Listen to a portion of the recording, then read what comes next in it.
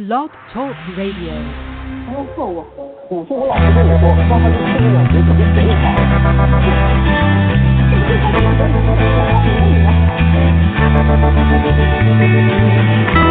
I stroll through the pictures,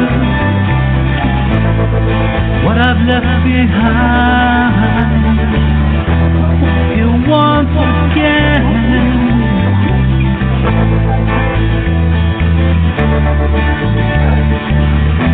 I'm locked up in memories, they all intertwine. The memories in my mind. I know tomorrow, 'cause that dawn will come. You will never know just what you have done.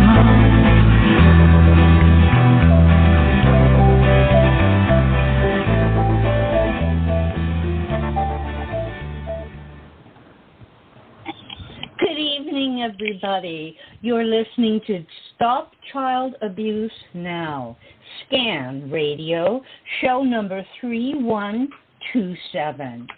And I am going to begin our show by telling you a little bit about NAASCA. NAASCA is the organization that produces this show.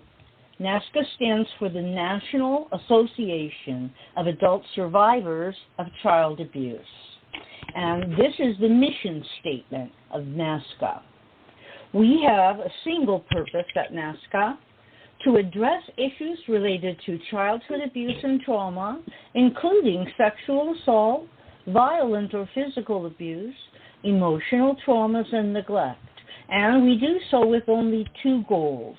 One, educating the public, especially as related to helping society get over its taboo of discussing childhood sexual abuse, CSA, presenting facts showing child abuse to be a pandemic worldwide problem that affects everyone. And two, offering hope and healing through numerous paths, providing many services to adult survivors of child abuse, and information for anyone interested in the many issues involving prevention, intervention, and recovery. And tonight, it is Tuesday, I think, isn't it Tuesday? On Tuesdays and Thursdays, on this radio show, we do a question and answer call-in discussion with a survivor professional using an open mic forum. We feature a survivor professional co-host who will field topics brought to the episode by you, the listener. Tonight, the special co-host is Pastor Deborah Schleich, who grew up all over the world in a military family where her mother was mentally ill. And she is now a survivor professional living in Pensacola, Florida. She's trained in ministry, mental health, working with substance abuse, and is a trauma-informed social worker, all in one. She volunteers with many community organizations.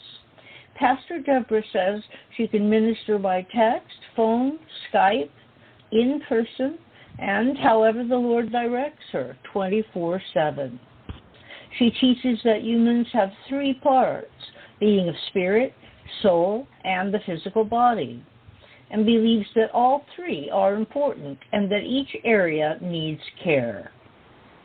We look forward to Pastor Deborah being an active member of the NAASCA family for a long time. Okay, and with that, I will say welcome to Kim, who is on the line with us. Welcome to Philip, who is on the line with us.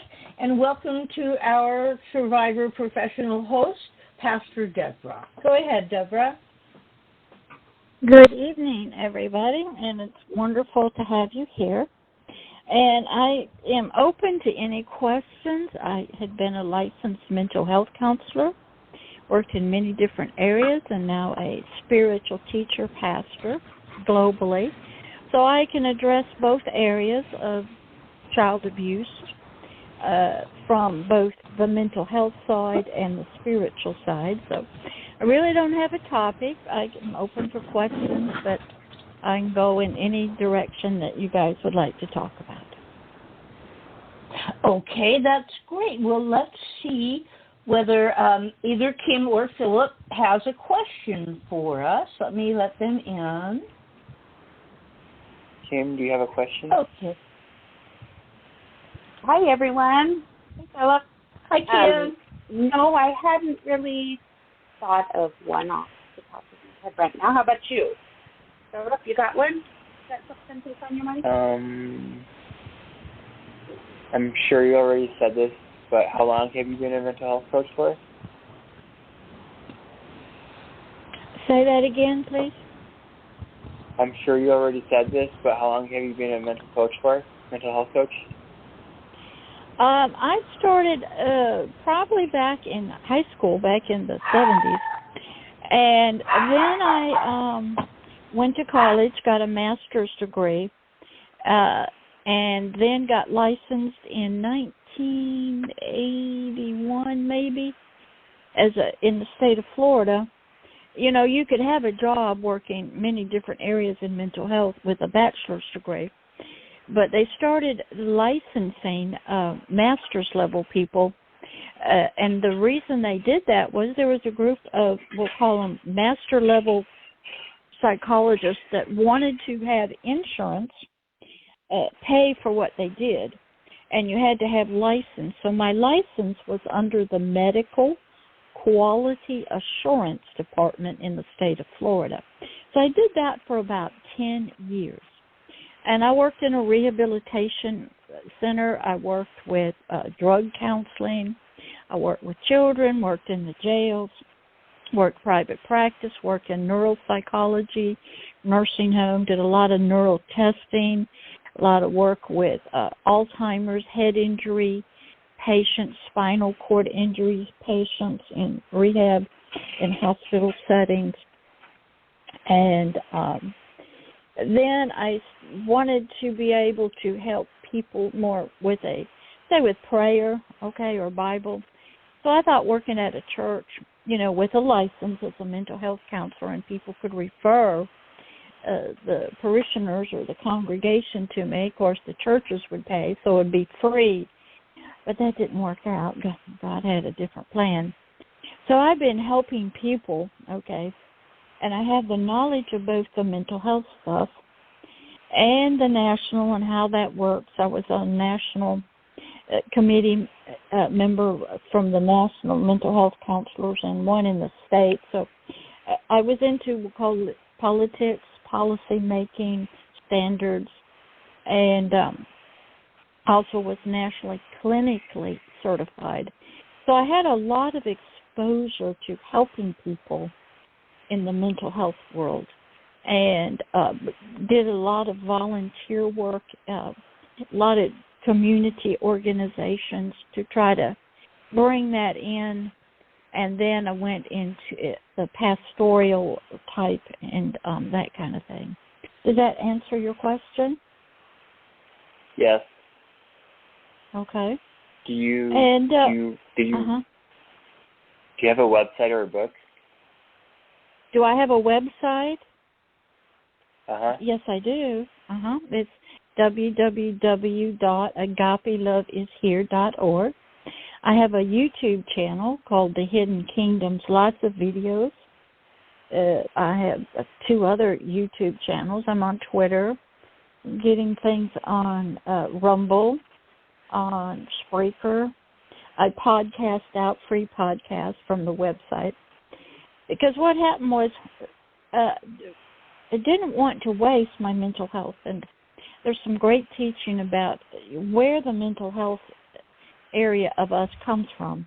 That's the soul, which is what we study, the memories, the chemicals, the neurons, the brain stuff, and the biological body.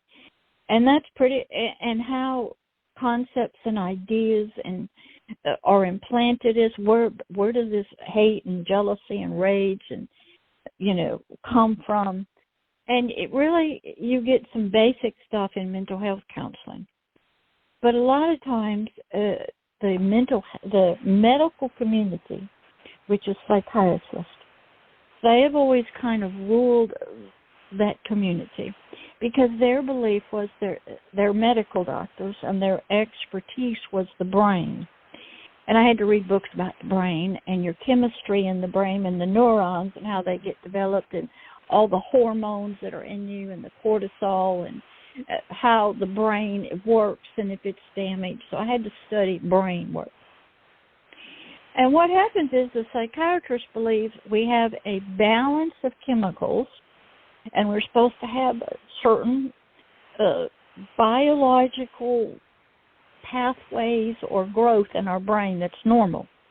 If that is disturbed or you get tumors or that gets blocked, get a head injury and you bleed, or the chemicals, the neural electrical chemicals in your brain somehow are short-circuiting, you don't have enough water, you don't have enough blood, you have issues. And that's where the medication comes in.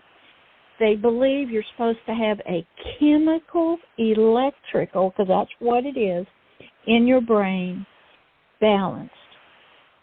Not, head injuries and drama and that kind of thing. Then if they know if we can get some medication to you, like say if you're having headaches, well, maybe you got a brain tumor, so they check that out and if they have to do surgery. But if not, then they know the chemicals and the electrical stuff that's going on is off. So they try to fix that. Then they believe if they can, get your brain balanced out chemically, you can think. You can talk about your feelings. Your feelings, a lot of your feelings and emotions are totally controlled by hormones, electrical stimuli, all kinds of things that can get out of whack, and they know that.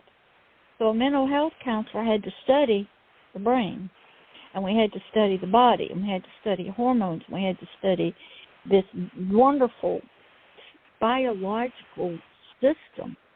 It's like looking at a car. You can have great tires, but if your spark plug is not getting that power to where it needs to go, you ain't going anywhere.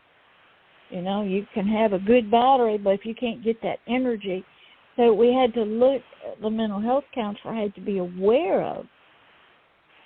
And it wasn't until just recently when they really came out with the trauma-informed, they realized when a child is in development, and I knew that time a child gets to be 5 years old, 85% of his values, his ethics, his morals, his belief in authority and everything is already developed. It's in seed form. So a child at 5 goes to kindergarten, and kindergarten teacher says, sit down, be quiet, and that don't work out. Or they're already arguing and fighting because for the first 5 years of their life, they have had nothing but arguments and violence and yelling and screaming. And all of that, the environment of the home affects the child. And this is what the ACEs thing showed. You had a parent that died or went to prison or somebody or a war, you're traumatized. And the trauma brings, we'll call it like a bruise or something to the brain. And so in a childhood, you don't develop normally.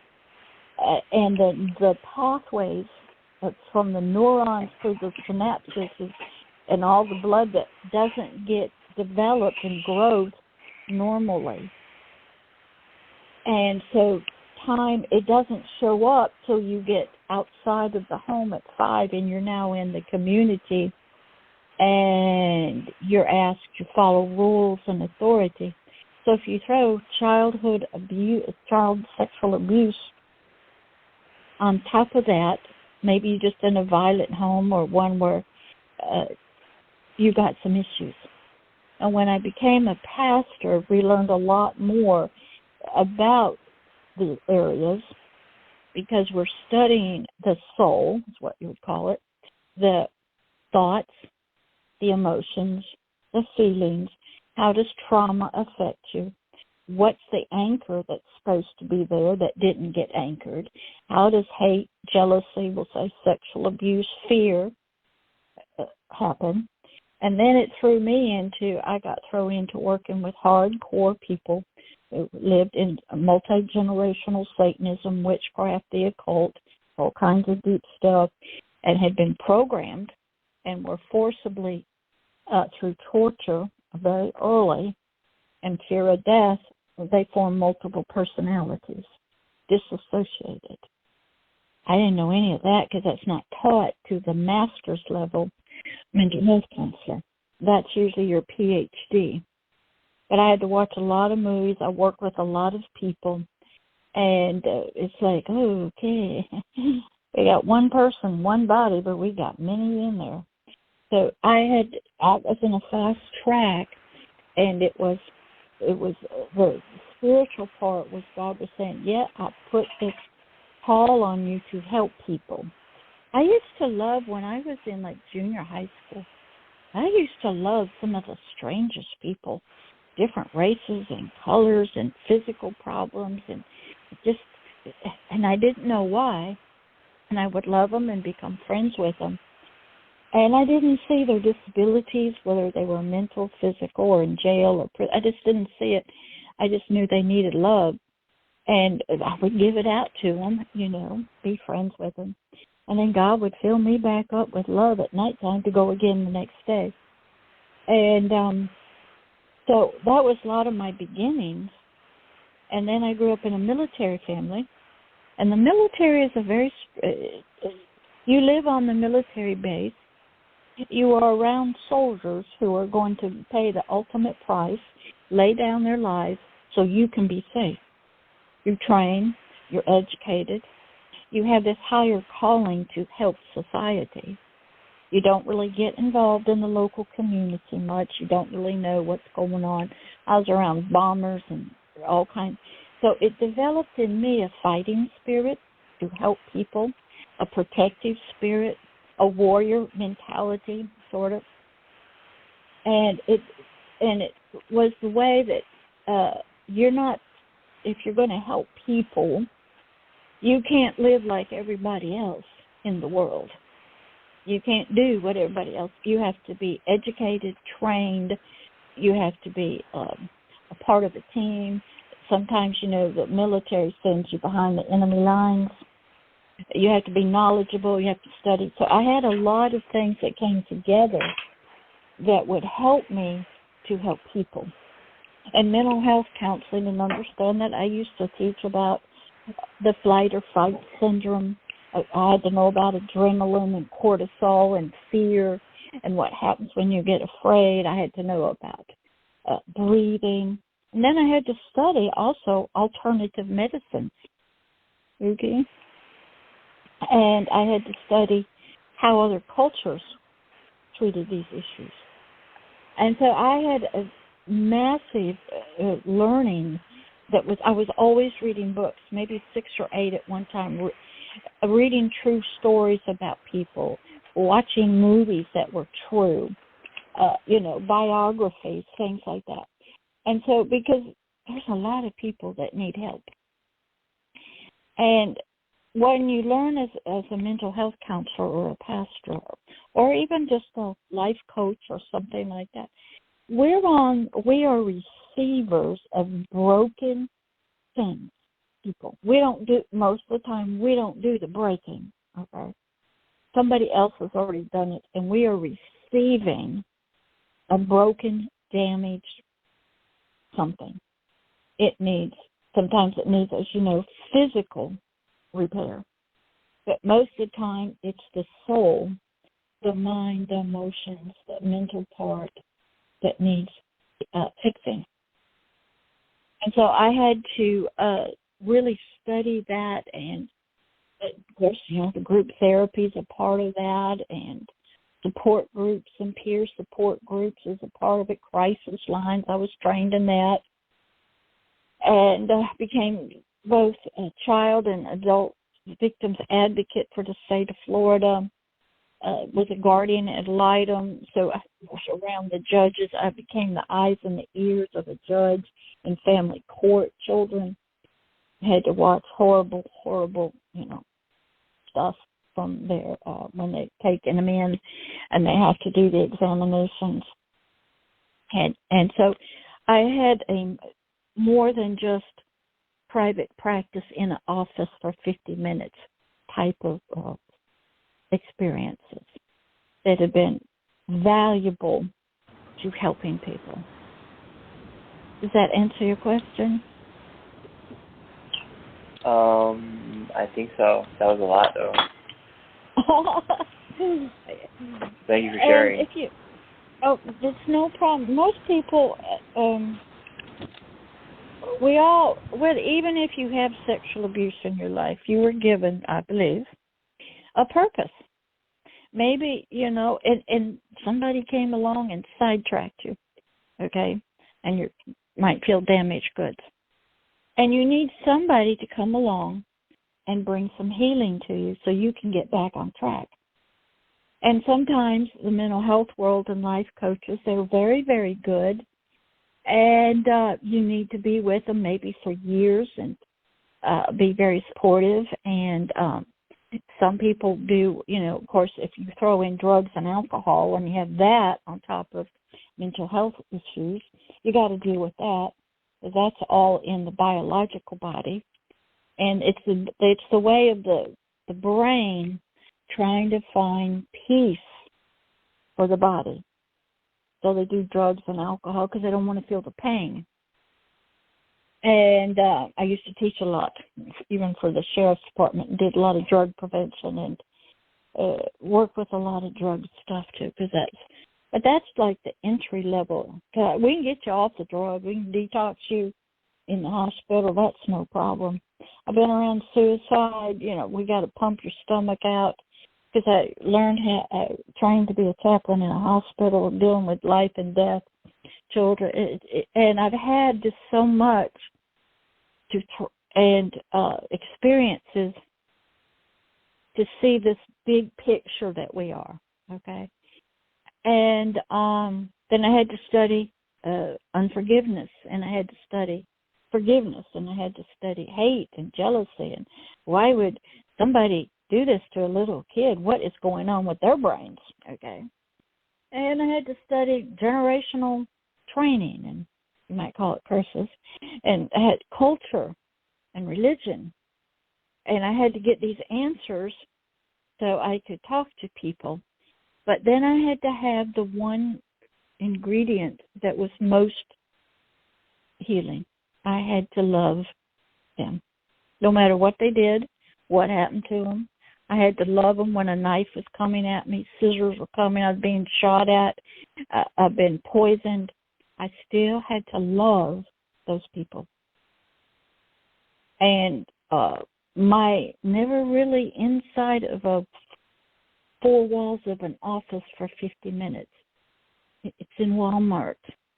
It's on the telephone. It was people coming, taking them into my house, living with me, 2 and 3 at a time, and they all got multiple personalities and trying to attack me and help them, and paid a lot of money out for them to go to school and do this and stealing from me.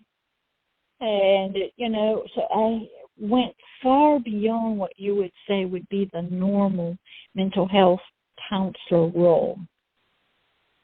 And because once you're in that, you're under ethics, you're the ethical thing for a mental health counselor is, I can't really do business if I have you as my client. I can't call you up to fix my air conditioner because I'm in a role of authority. And the client is one that has issues, and I could easily take advantage of you. And if you were a female like me and you had a man in there, you didn't close the door. We had a lot of rules about ethics and who we could socialize with and who we could communicate with and who we could socialize with. Couldn't socialize with any of your patients because there were these ethics involved. And so a lot of mental health counselors are constrained. They can't be mamas to these people. They can't be, take them in their home. Can't ride them around the car, can't help them go to college, can't be there 24 hours a day when they need it. So once I stepped out of being a mental health counselor, because God had told me, put it down, don't renew your license. And I'm going to teach you how to help people my way. And that was probably back in 1995 when I started that. And I go, well, what am I going to do? I don't know how to help people the spiritual way. But I didn't renew my license.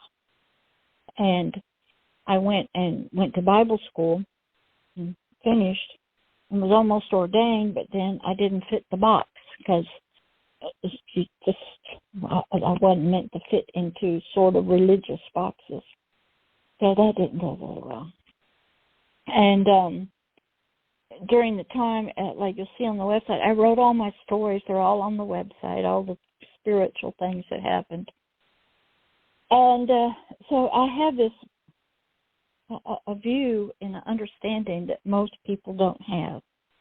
And it does help if advocates will go and become a guardian ad litem, go through the training, become eyes and ears for a judge, become a state victims advocate, both adult. I had 5 days of hardcore training about all the crime. And I went, and you go through the sheriff's department, community citizens thing, and you volunteer, and you get trained and certified in sexual assault, and you work to help crisis lines, and you get a bigger viewpoint as a mental health counselor than just the office.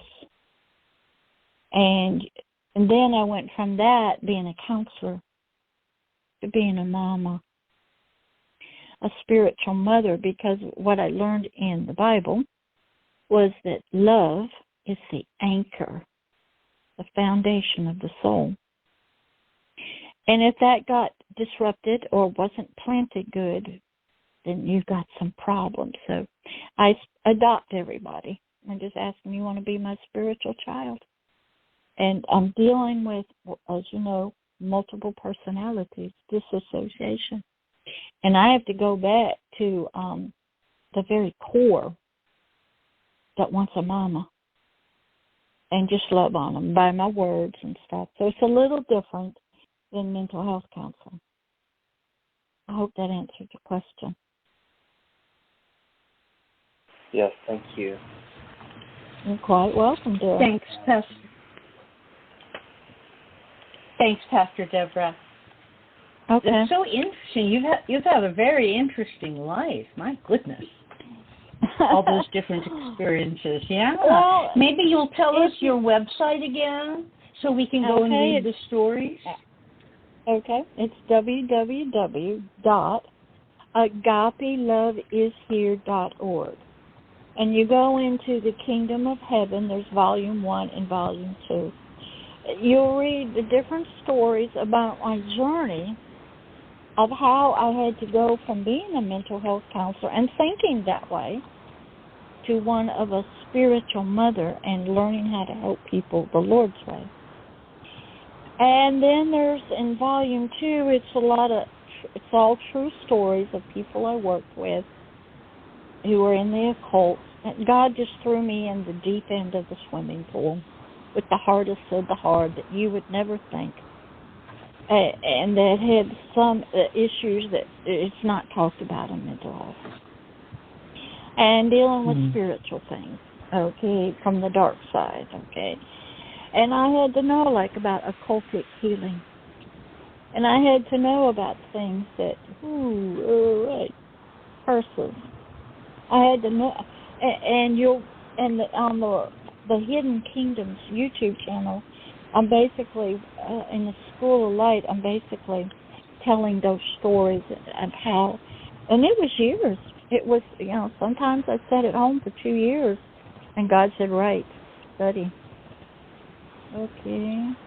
Sometimes I had to have a healing myself from my life. Nobody got a wonderful life, so. And So when he hasn't wasted the mental health. Okay. Now, I can talk mental health to you all you want to. I can talk to you about diabetes, arthritis. I work with speech therapists. I work with neuropsychologists. Did neuropsychological testing. I work with people with strokes. I work with people who had head injuries, spinal cord, military, suicide. Anything you can think of, I pretty much, domestic violence. Okay. And all of that, when you're trying to help people, you have to have experiences in volunteering. When I was not working a job, I volunteered in the community. I worked hospice for 2 years. You have to learn about death and dying because sometimes you have to help people die. And you have to be comfortable with death. And you have to be comfortable I volunteered with hospice 2 years. Then when I started a lot of my pastoral training, I paid money to go to a hospital chaplaincy program for several months to learn how to be a chaplain in a hospital. Spent the night in the emergency room, helping doctors to talk to the families, doing death stuff, working with the children, working with emergency room, getting very comfortable with, issues. And I volunteered in the local community mental health counseling program here. As a pastor, I worked in the acute stabilization where people get brought in by the police and they're using it.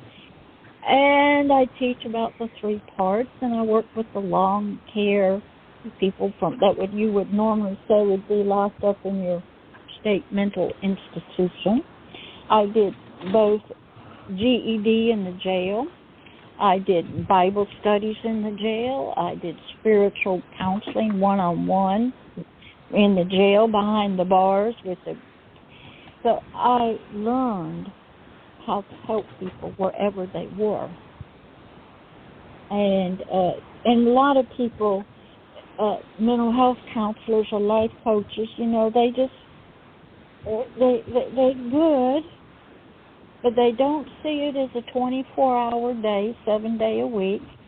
They want a life in the world, and they just want to make money. And I don't charge anything. Not everything is free. That wasn't. How do you support yourself if you don't charge anything? Well, when God took me out of working, I had become dependent on my husband, and I had to change my lifestyle. Now, I thought I was going to work and have a job in a church, maybe $35,000. That was back in '95. 2 or 3 churches would, kick in some money, and I'd be hired as a Christian counselor. Because back then, there was a lot of radio shows, and Christians wanted to go to Christian therapists to talk, so they could talk about God and things and get prayer and read the Bible. Well, there just really wasn't any. So I thought, hey, okay. And so I went through depression because I gave up my identity as a mental health counselor in the state and national. And now what do? You got a master's, you got all this stuff, and you can't make money? And God was testing me. He said, put it down and learn about me. So my life changed. I was willing to do it because I wanted to help people since I was very young. So I didn't go back to work. And that was back in 1995. I hadn't worked, made a bit of money, lived off whatever my husband decided to give me on a month, volunteered. Now I'm on Social Security, and I got his military retirement. He's still alive, but I had to live very frugally. And when my parents were alive, they helped out some, but I gave up a job to be educated and trained. I read books. I bought thousands of dollars worth of books about spiritual warfare, the occult. I'm reading true stories about serious issues. Oh, my gosh, true stories. But I was willing to go there because I knew that's what God wanted me to do. So, yes, my life took a drastic change. Everything, you build up I used to go to Washington and lobby the senators for mental health counseling. I was on national standards committees to write national standards for universities and colleges. I was on public policy and legislative committees. I was a chairman of the nomination committee to get the officers. I was a district representative in the state of Florida for mental health. You know, you would think I was at the top of the heap there. I had a private practice. Okay. God said put it all down. Don't renew it. And if you didn't have your license, you don't get paid. You can't do anything. And your identity just goes away. So, and there wasn't really anything as life coaching or peer support. We had AA, but there was no life coaching, you know, anything like that. And so I put everything down and started learning the spiritual way. And God was working real fast, and because He wanted to get somewhere. And so to this day, like I'm going to be 71 this month. I haven't worked since probably 1995 out in the world. I volunteer, but I had to, you know, you think about that. You give up your income. You give up your community identity. You don't live like other people. You don't, I mean, I volunteered, but you're not really a part of the community. I didn't have an office anymore. I wasn't independent with my money. But I was willing to do that, and because I'd been saved since I was 3, and I guess this was what I was supposed to do, and God wasn't going to waste my childhood in the military, wasn't going to waste the mental health counseling, wasn't going to waste every volunteer opportunity that I did. Anytime there was training in, say, mental health counseling, I went and took it if it was free. So I stayed connected. You know, I kept improving. Then the ACEs training came out, and we used to have training for the foster care. And I was like I said, I did hospice for 2 years.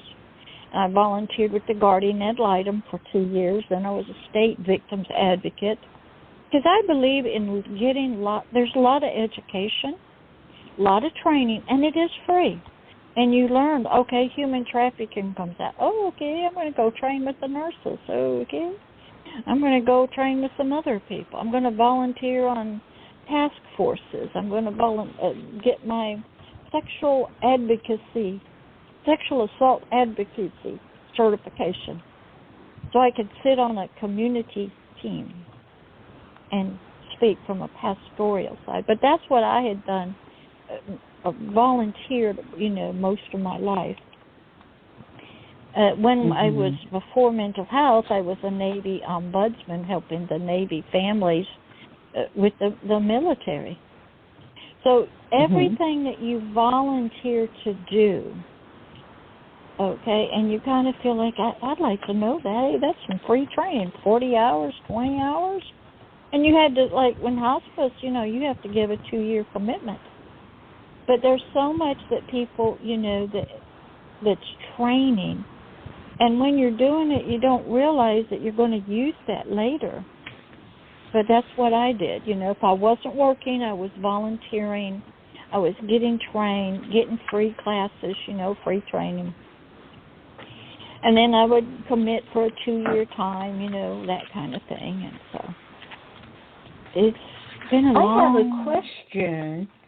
You mentioned sexual assault advocacy certification. I never heard of that. In the state of Florida, in the state of Florida, I don't know about every state, there's a sexual advocacy organization that does a lot of training for sexual advocates. The military has sexual advocates, you know, that work with... and they have to be trained. And in the community mental health world, there was a sexual assault response team made up of community members, nurses from the hospitals, the LGBT community, domestic violence, the military girls, the social workers, the VA, the local community rape crisis, the police, the sheriff, everybody that's involved with a rape, okay, sexual assault, they all, because there's criminal, stuff and there's legal stuff. They just don't let anybody come to these committee meetings unless you've been through their training. So in Florida, you type in Florida Sexual Assault Response Team. We have a big community mental health center here, and you get to know some of the people and the psychologists, and they're volunteering and in the community trying to make it better, and you go to the breakfasts and you go to the trainings and you meet them and you learn, there's something coming up, and you call and you sign up and you go get trained, and and that's all I did. And so the sexual assault, because I knew there was a team here, and they met once a month, I think, and you might meet some of the nurses from the hospitals who would meet the girls or guys coming into the emergency room. And we had a human trafficking task force. So that was out of the state. So you get involved in that because you got people from state, local judges, universities, and you meet people. And you see what the community is doing for that particular thing. Like they might have an education committee, a lobbying committee, a religious part. And you get involved in your local community if you're a mental health counselor. I was a pastor, so I was going to come in from the pastoral side, because even though most of the people are believers, Christian or Islam, we had a lot of them, they didn't open their meetings with prayer. They didn't really discuss the spiritual. We had our domestic violence shelters there. We had the LGBT community there because a lot of rape and abuse goes on there.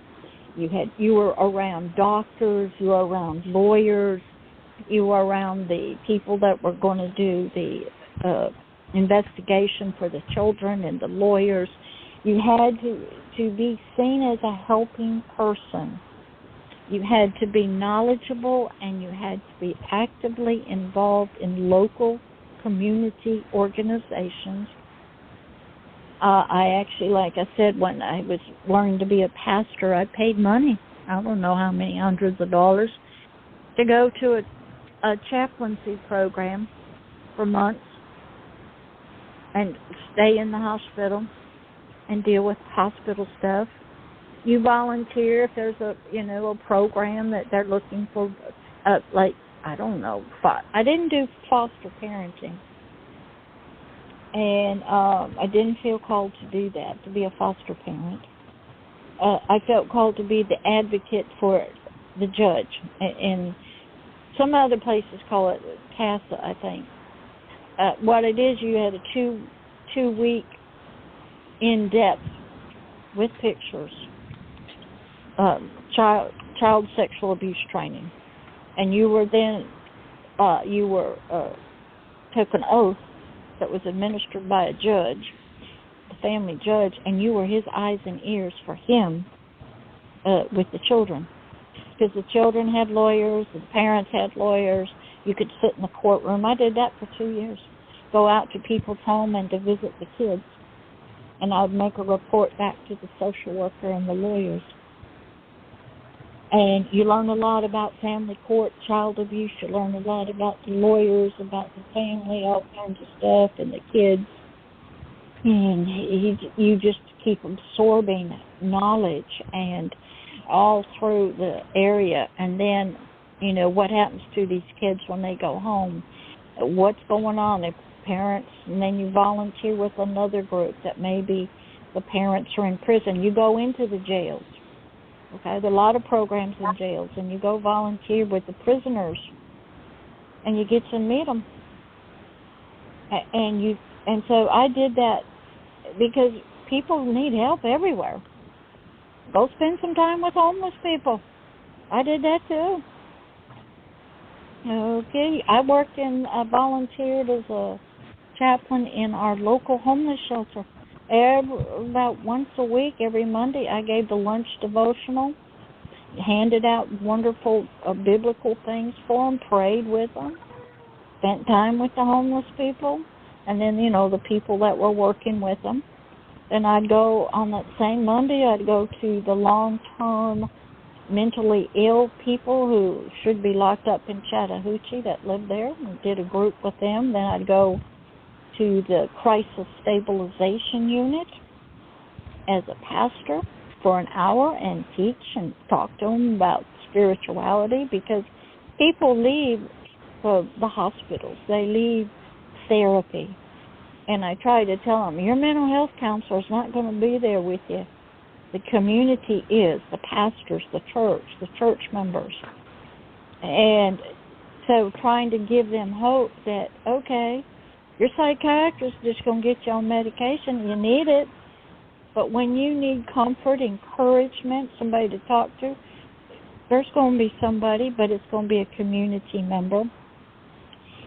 So, and that's all I did. And every time, it was one more little in-depth thing to help people.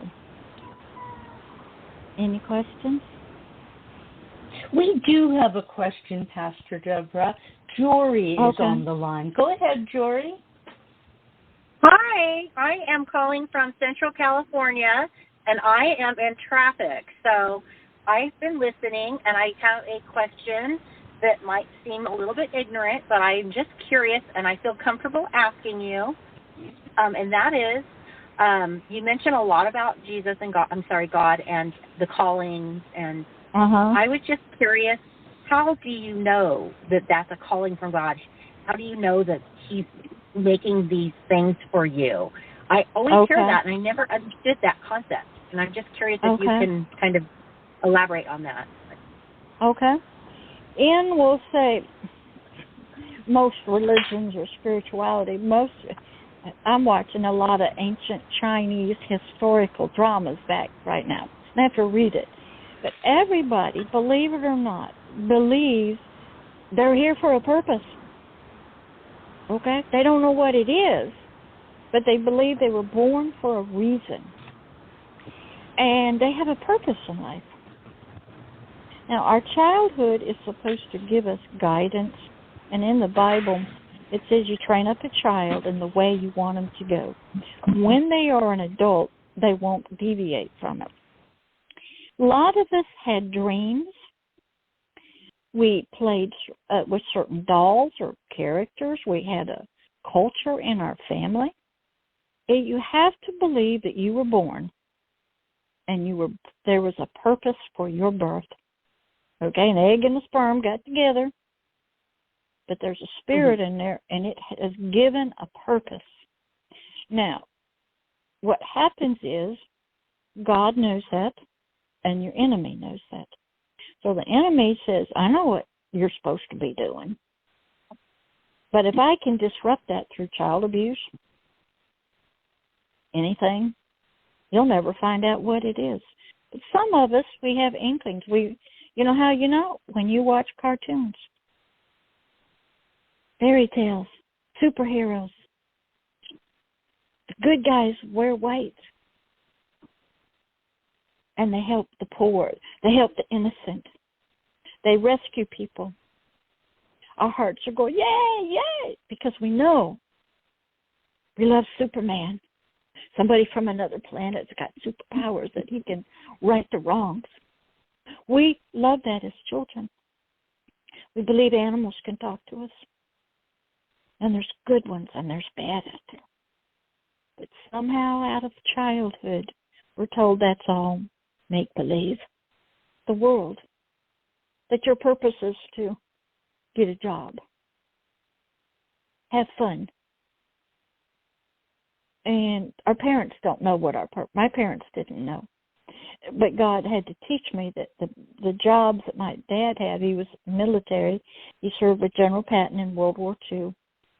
Mine was a soldier. I had to be tough. I'm going against the enemy. But I had to be educated. I had to be like a Navy SEAL, highly trained. But that was my early beginnings. I didn't know that at the time. But that was implanted in me, the value of the military, war against people who are not free. You can ask yourself, do you get angry when somebody's being hurt? They're not free. And you watch cartoons or you watch all the things, even the new ones, Star Wars. There's bad things. It's all out there, but most of us just take it as entertainment. We don't see it that God's talking to you as there's a purpose for you. There's bad things going on. I need a Jedi that moves in supernatural gifts. I need people that are willing to risk their lives to help others. We see it, but we just see it as entertainment. The Matrix came out in 1999. Excellent. All of us were like Neo. We're in the dream world. And we had to have somebody named Morpheus, which means God of dreams, come to us in our dreams and our spirit and our cartoons and tell us we're the one. But we don't believe it. But we want to. We want to grow, but it took time for Neo to grow and learn and have love, and he had a belief. And somehow child abuse disrupts that. The world steps in and said, you're no good. The only thing you're good for is you're just garbage. Or you're to be abused and held in brothels, or I'm going to break you. That's the enemy. But we see it when we're children. We see the world, the animals are trying to help us. We see it when Snow White, an evil mother, makes her eat. But we need a prince. Somebody come along and save us. We love it because our spirits are going, yeah, I'm like that. It's there. But the people in our lives, it's just entertainment. It's just child stuff. Just go live out in the world and go to the sports and entertainment and just drink and do whatever you want to do. And most of us in the suicide find that hope to be free or to be healed or that there's anything for them. We're stolen from them, taken. So when somebody who knows, like I do, knows that you have a purpose, my job as a mother is to teach you. The Chinese dramas I'm watching are excellent. They start training little kids. They put them under a teacher, a master, and they learn ethics and they learn about right and wrong, that you're to fight for the innocent. I go to Walmart and I'll see a big, muscular guy, and I'll say, do you know why you have those? Because you were created to protect the innocent, to fight for the justice, to protect the women. You're not to be just going and being a body. I minister at Walmart, and these guys, they don't know that. God made us different.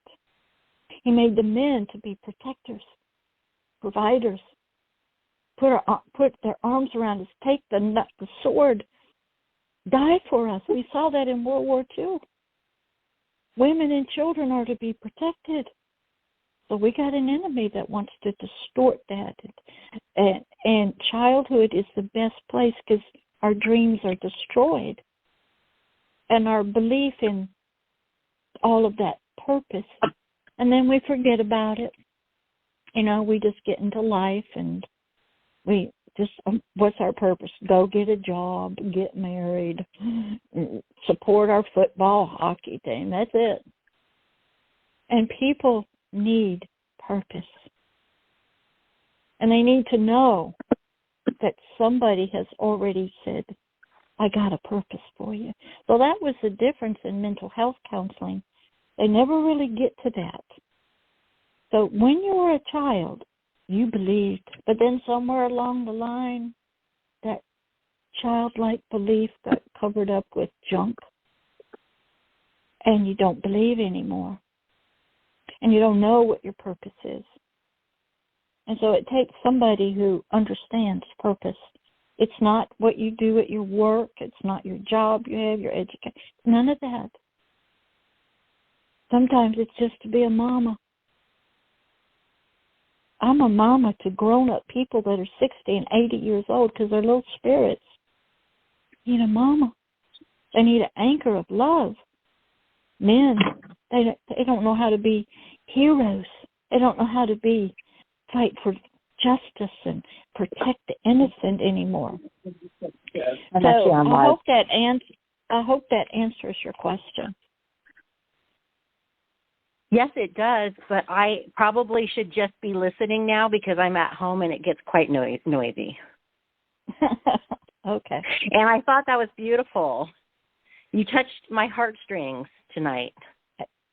It wasn't me. It's just the philosophy. It's what was put in me, okay? But the thing, some people, they have a purpose, but they get some of it done and then they die. But their purpose goes on. If you have people, like I've worked with people, they're in heaven now. Oh, they were some of the worst people, worse than you'd ever imagine. But their life purpose is still going on because I tell their story. And I tell them. Can you still hear me? Uh-huh. Yes, what if you tell your story? What if you tell your story and people don't believe you and they humiliate you? Okay. That's usually in the spiritual world. You have an enemy. He does not want your story to be believed. Because people really, the soul of us, does not want to believe there's that kind of evil and bad people in the world. So they have to discredit the story and you. Okay? Yeah. And you have to know that. You have to know that you got an enemy out there. Okay? And he doesn't want you talking the truth. And he doesn't want to, and sometimes your story brings hope. And it sheds a light on some darkness. And the enemy of hope and healing does not want that light shined. So they'll make fun of you. They will do everything they can, okay, to discredit you. And you have to know that. And you have to understand that. Because if they believe what you're saying, then they might feel guilty. They might uncover some stuff about themselves they don't want to know. Okay? And light comes, which is truth. And I have to be very careful. I have to know what the truth is. But it doesn't mean I have to tell it all because you don't want to hurt people with a bright 1,000-watt floodlight of your truth because that isn't going to help them. Sometimes people who need truth want to find their own way back out of the darkness. You have to go slow because they can't believe it. Yeah. It hurts. It means sometimes, whether they did it themselves or was done to them. And sometimes they just need a little bit of it. And so you have an enemy, okay? You don't want the story, the light out, doesn't want it flicked on. He wants people's minds and emotions to stay in the dark, ignorance. Okay? Because they're more easily controlled. They laugh at you, and it's not real, and life goes on in the dark. But being a light bearer, telling the truth, you have to learn how to gauge who your audience is and how much to tell. And then you have to learn how to be a storyteller. And the ones you're talking to, a lot of them are hurting. They're disassociated. And you are re-traumatizing them. You're not giving them hope. Okay? And so you have to know the purpose for you're telling your story. Who you tell. I always had a philosophy, I don't need to hear your story because I know all about it already. I just need to love you, no matter what you did or what happened to you. Now, I had some people, they wrote me letters, and they wanted to talk. And they wrote me pictures, and they were graphic. And they wrote me emails because they found a safe person that they could speak to, knowing I'm not going to talk to anybody. I'm not going to go to the police. I'm not going to uncover them to anybody. They could open and talk. And I wouldn't get it all, but they would tell me some. And they needed to, but they were living in fear of them getting hurt. So storytelling is important, but who you tell it to is real important. And the person you're telling it to, you have to know why you're telling it. Is it a healing for you? Is it a healing for the hearer? Okay. The enemy knows what's happened. Okay. He already knows the story. Okay. Not changing one thing. Okay. So you have to understand the power of stories. And you have to know who's listening and how much to tell. And what's the purpose for the story. When I went through my things, I didn't talk to anybody. I just wrote down my stories. Now, 20 years later, I can release them. Okay? So you have to understand stories are important. Who you tell them to. Why you tell them. What's the purpose? When you release them is important. Storytelling. And it takes being under somebody that's done that knows how to do it, to help you. Just because, I write my stories. I've written books. I don't sell them. I don't make any money. I don't give them away. I just give them away. Now it's all on videotape. Because people are listeners. They're visual learners. Sometimes it's just a podcast. A lot of times you can talk and, your story. And people will listen. And then they need to think. Okay? And maybe you say one word and you go, oh, that's interesting. Okay? People are learners. They'll watch movies, tunes. Okay?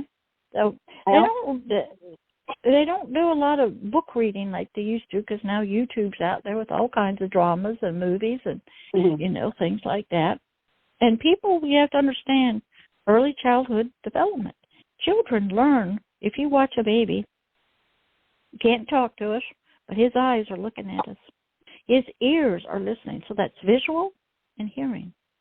His hand is learning to touch his mouth. He don't know much. But he's an audio and a visual learner. And repetition. So when you learn that you were born for a purpose, since I was in a family of military, I knew what that meant. My life would be dedicated to helping people get free. I saw that in World War II. They weren't free in Europe. And young men would go and die to set others free. Undercover people would go and spy to defeat an enemy. So I had that background in me. I don't live like everybody else. I don't do sports. I don't do entertainment. I don't do any of that. I don't watch comedy. I don't watch because that's not where my purpose is. So anything that's not a part of your purpose, you just take it out of your life. When you go to a ball game, you just at the gladiator games in Rome. That's all. You sitting in the stands watching the gladiators kill each other. You're just being entertained while life and the emperors and stuff are going on with life's business, and you're just, okay? You have to study ancient cultures. There's nothing new about child sexual abuse. The emperors had them. The Roman had them. They've been having slaves and human trafficking since day one. Child abuse, it's nothing new. What's new about it is you're sort of learning, hey, if you can get thoughts implanted in children early, the youth Hitler, study youth Hitler. We want to raise up the next generation. You start with the children, the youth. Children are products to be sold, used up, and thrown away. Study religion. They'll marry child brides at 10. And the imams will say, that's fine, just come in the backside until they have puberty. Sell children. Parents will sell children because they have no money and food. It's nothing new. And you have to study that. And how about the brothels over in Thailand and Philippines? Nothing new. So you start studying culture about this, and you'll learn, my gosh, this is not, okay? So how do you stop it? How do you stop child abuse? Is it just men doing it? What about women? What about brothers and sisters? Okay, the legal system ain't going to do anything. I actually went on Dr. Phil telling the world about my mom sexually abusing me, and I wasn't believed. They called the show, My Sister Wrote a Book of Lies, and I was humiliated. Well, see, the thing is, okay, remember that Michelle, no, you didn't write that one, Sybil, okay, Three Faces of Eve, Three Faces of Eve, true stories. Okay. Yeah, I know. My mom had 8 personalities. She was diagnosed and put, I get that. The average person does not want to believe in evil, that this happens. They want to keep their head in the football games, the basketball games, the sports, the glamour, the Hollywood. They don't want to know reality. Okay? It's painful. A lot of them had it happen to them. Okay? And so they don't want to hear it. But there is a way to do it if you've been trained and you've been under a sort of a mentor, a master, and they teach you how to help people through your story. Knowing what's out there and going to come against you. And you have to learn how to do it. You have to practice it. And you have to sit there and say, let me tell you a story. It's almost like a fairy tale. It's almost like, you're talking to children who've been abused or frightened. So you have to learn techniques. Okay? And you have to understand, you have to understand the perpetrators. And you have to understand why they do what they do. What was their life like as a child? Yeah, that's what I was going to also ask. Do you think that with all your training that it's something that you think is just taught and then repeated because that was what you were taught? Yep. In the Bible, it's called generational curses. You would pass on to your children what you learned. Okay, most of us try to do that anyway. And evil travels family, lust, okay. And, that's just, Uncle Joe or something, And, parents' views about children. Some of them, hey, you're just there for my pleasure, okay? Sometimes the mama is raped and she doesn't want you and she don't like. You're dealing with culture. You're dealing with childhood development. You're dealing with religion. You're dealing with ancestors. You're dealing with, hey, this is just the way we've done it. What's wrong with it, You're dealing with society. You're dealing with people that make money off of this. You hear about it. Okay, on all the internet, social media, you hear about it. Sex is powerful.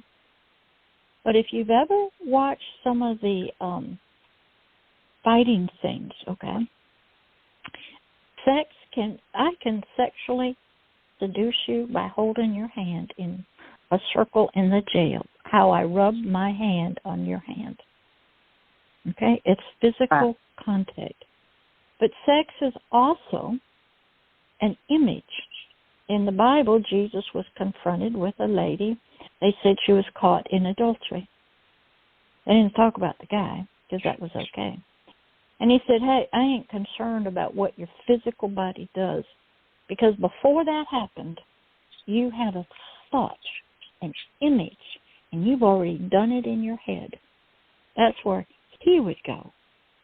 So sex is the lust, it's called lust of the eyes, the lust of the flesh. Powerful, powerful forces. Children are innocent. People want to take advantage of that. So they don't have that protective nature. They have more of a, you are a prey, and I am going to get you. A wolf type of man. Okay? Mm-hmm. And children are seen to be sacrificed. Hey, we got some issues, okay? And that's just what and I had to learn culture. I had to learn about how this sexual sacrifice is done in religion. The Druids, in the different religions, okay? Study the FDLS, the Mormons. They have spiritual marriages, girls 10 and 11 years old. Okay? They have one wife, but they have spiritual. I had to study that. So that's normal. That's just humanity. Created yeah, in that's the not darkness. all Mormons. That's just some old school ones. Right, but it's still there in society. I understand. Okay, so what happens is you have to have a good understanding of what is sexual abuse. How does it happen? What is sex? What is going on? Okay, in the minds of these people. Okay, what are they thinking about? Why is it so pleasurable for somebody watching it on a computer, a pedophile? Okay? Because sex is powerful. It has emotions. It has pleasure. It involves the body's organs, okay, which is pleasure or pain. It involves images and thoughts. It involves peace. Orgasm is the biggest peace seeker that people are looking for. It's the hormones get turned on. The body is a pleasure organ or pain organ. And you have to understand all of that, and then you have to understand tradition and culture, and you have to understand male biological, and how all of the organs work. And, and sometimes you go, well, why would they do that? Because they're looking at that child not as a child. It's just an object for pleasure. That's all. And other times it's, I got to dominate somebody because I'm dominating. But I want some pleasure, okay? And this is, hey, nobody, okay. Why? Who knows? And you're not going to find, there's many answers. But in mental health counseling, what they do is they are receivers of a broken mind, okay, emotions. And they're trying to fix it, the thoughts, the emotions, and sort of put something like Humpty Dumpty back together again. And I had a great blog that I wrote for, I think, Rachel Grant. And it was about the ruby slippers with Dorothy in The Wizard of Oz. A lot of people don't realize it. When she got hit on the head, she went into a coma. And she took her fear of that old witch, trying to steal the dog, and her fear and stuff into her dream world of Oz. And she could not wake up until she had vanquished the witch with the bucket of water. And she felt the love of her friends, and she had done battle with her enemy, and she had killed him. Then she clicked her heels 3 times and woke up. And people don't see a lot of that is spirit work, that's dream work, and it's in the movies. There are people God uses movies. He uses movies and cartoons, and he uses, Snow White, Beauty and the Beast, everything. Okay, and what we'll use, what is it? Oh, gosh, can't think. Hogwarts, Harry Potter. When you think you got some purpose in life, you better go to school and learn the good stuff, and there's bad people, okay? And you have to learn that there's people, everybody's got a purpose. But you got to study. You got to be under somebody. What they used to do in China was you go into a school, and you are going to learn about that you are a fighter for justice and righteousness for the people, to protect the poor, the innocent, the women against the bad guys. And that's why you're here learning martial arts, and why you're learning to read and write. And they had to be taught that for years. Because a lot of them are going into government work. What do you know? This is Kim. I had a couple of things that I wanted to say to I'm done. you Do you as want well. So, did you want to finish your... No, go ahead. Can you guys put me on silent? Yeah, my son's here. And then also, I wanted to know if you can please email me her blog. No, say that. Are you talking to me? Yeah. You said you had a blog? Hey, you know what, Jory? I will meet you back on the back line, or I will have Pastor Deborah go there maybe at the end of the show. Yeah, NAASCA has a blog, I think, and I wrote. And I had several videos. They're all videos because people need to know what spiritual care is. I'm sorry, I didn't mean to interrupt you. This is Kim again. Okay, I'm here. I was going to.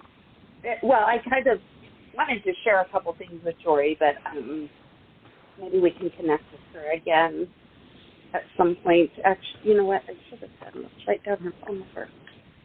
But I was going to tell her that I remember I went to a conference probably 30 years ago. It was an old Women of Faith. Do you remember Women of Faith? When they were around? And they would travel all over. It was called Women of Faith. It was a huge conference I think that they would have.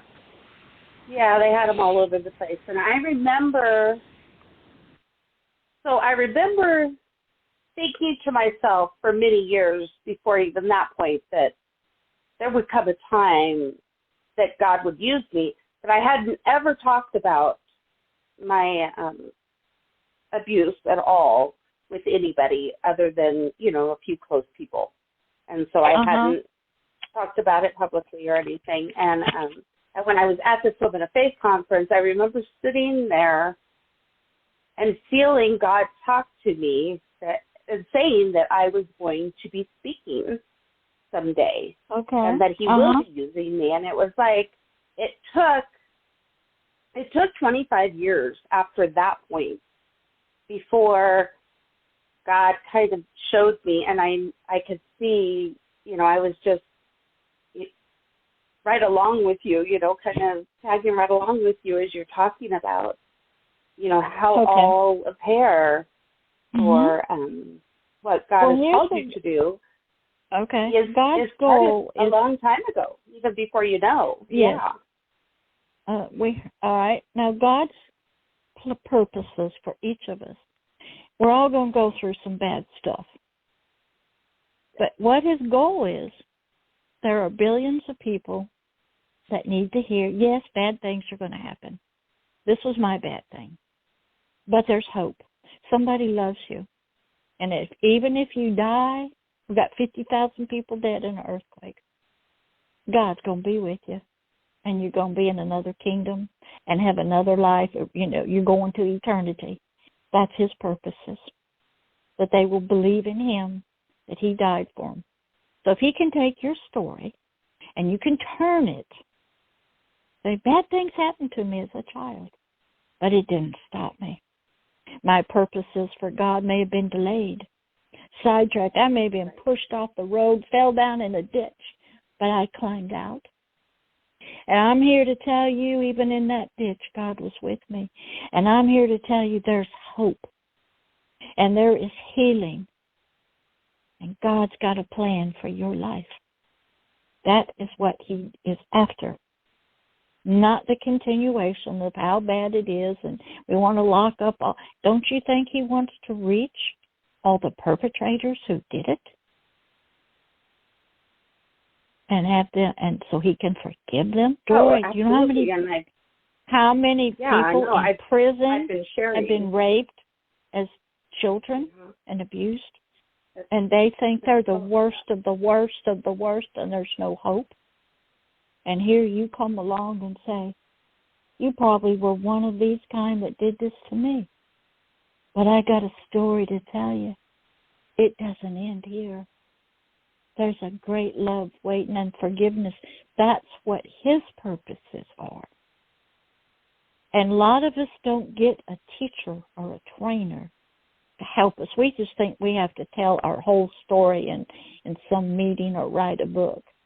But if at the end of every video I give people, there's hope. Let's pray. Mental health counseling doesn't do that. It doesn't think about reaching the world with your story. It doesn't think about reaching the family and changing other people's lives. It just works on you. Spirituality has the world.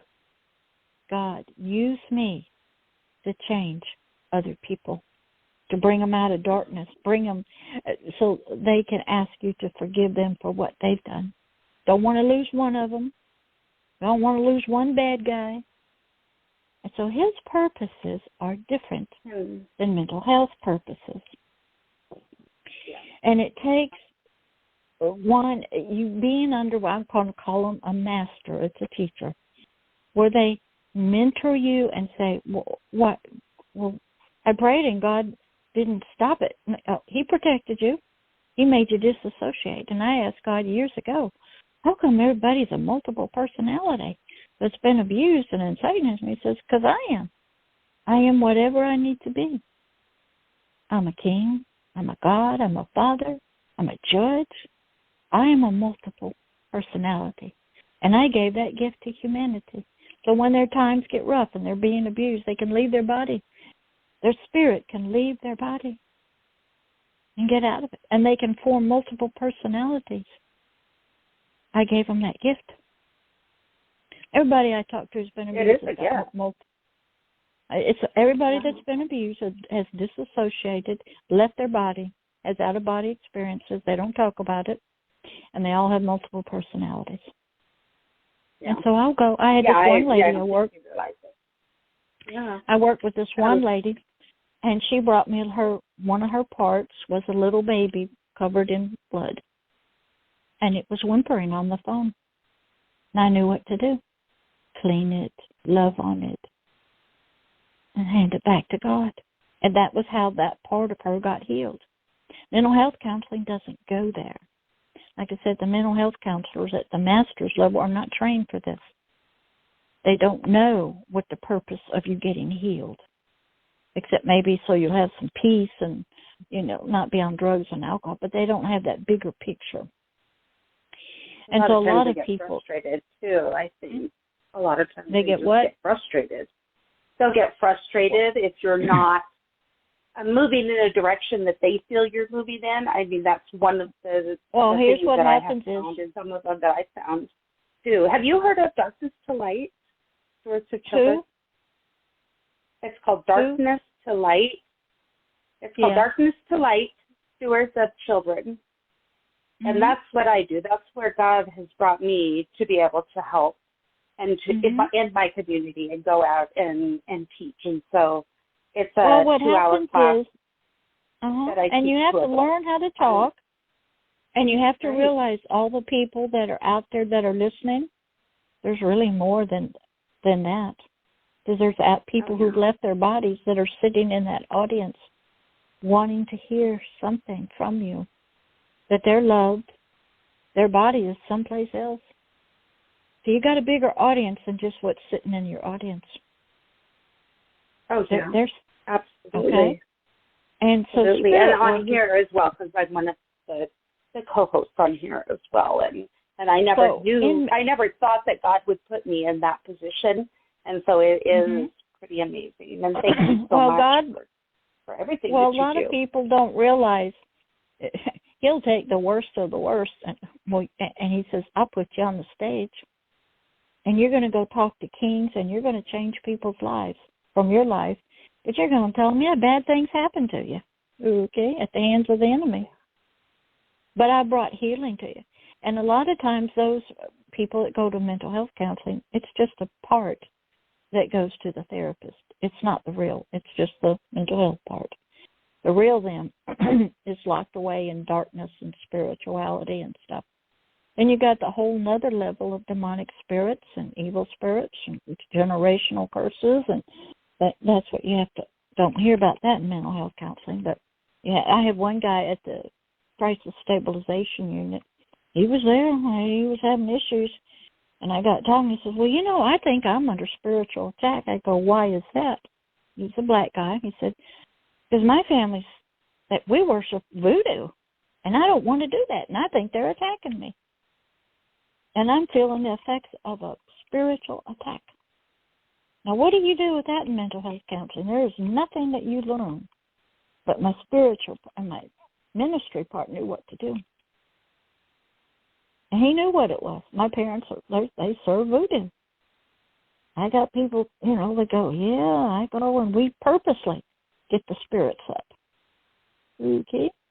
All right? That wasn't in mental health counseling. So I had to learn how to be in the spiritual world where there's, we'll call them angels, and the other guys.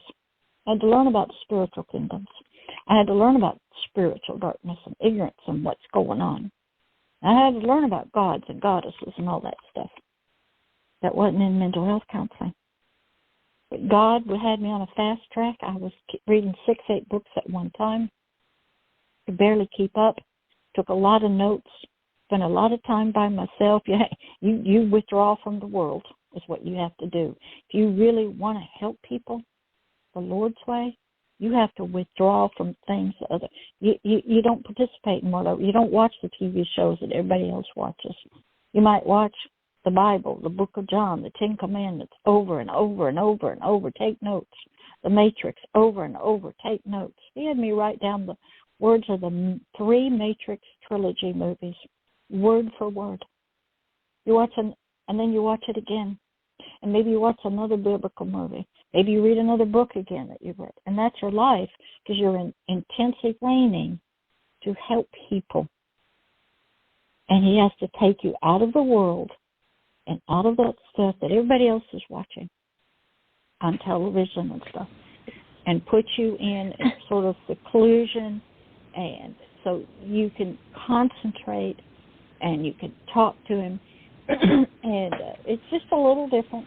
So I know we're getting close to 8:30. I don't know exactly what time it is. It's 8:29. We've got just a couple of seconds left is all.